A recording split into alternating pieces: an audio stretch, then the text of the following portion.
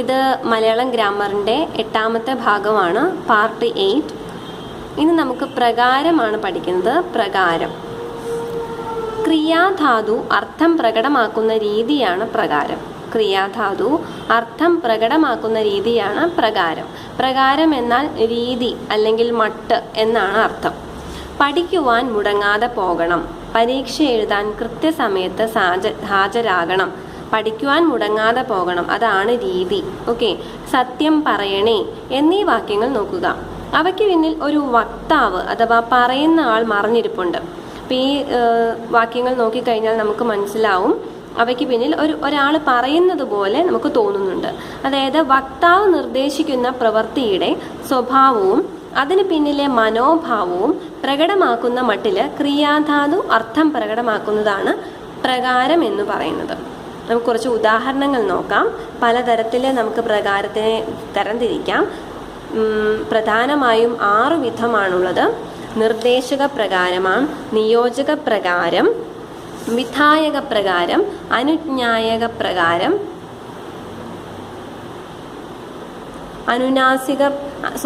ആശംസക പ്രകാരം, പ്രാർത്ഥക പ്രകാരം എന്നിങ്ങനെ 6 നമുക്ക് തരംതിരിക്കാം. അതിൽ നിർദ്ദേശക പ്രകാരം ക്രിയാധാതു സ്വാഭാവിക അർത്ഥം പ്രകടമാക്കുന്നതാണ് നിർദ്ദേശക പ്രകാരം. ക്രിയാധാതു സ്വാഭാവിക അർത്ഥം പ്രകടമാക്കുന്നത് നിർദ്ദേശക പ്രകാരം. പറയുന്നു, വായിക്കുന്നു, എഴുതുന്നു, ഉറങ്ങുന്നു, വരുന്നു എന്നിവയൊക്കെ പറയുന്നത് നിർദ്ദേശക പ്രകാരമാണ്. അതിൻ്റെ സ്വാഭാവികമായ അർത്ഥം പറയുന്നത്, അതായത് എന്ത് ക്രിയയുടെയും അതിൻ്റെ സ്വാഭാവികമായ അർത്ഥം പറയുന്നതാണ് അത് നിർദ്ദേശക പ്രകാരം. അടുത്തത് നിയോജക പ്രകാരം. ക്രിയാധാതു നിയോഗം പറയുന്നതാണത്. ആജ്ഞ, അനുവാദം, അപേക്ഷ മുതലായ അർത്ഥങ്ങൾ പ്രകടമാക്കുന്നതാണ്. ഇതിനായിട്ട് ഉ, ഉക, ഇൻ, അട്ടെ, ആലും എന്നീ പ്രത്യയങ്ങൾ ചേർക്കുന്നു. അതായത് ഈ പറയുന്നു എന്ന നിർദ്ദേശപ്രകാരത്തിൽ നമ്മൾ പറയുന്നതിന് പകരം ഇവിടെ പറയും നിയോജക പ്രകാരത്തിൽ പറയൂ.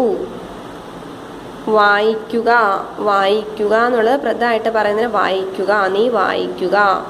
എഴുതുവിൻ, ഉറങ്ങട്ടെ, വന്നാലും, അതൊക്കെ നിയോജക പ്രകാരത്തിന് ഉദാഹരണമാണ്.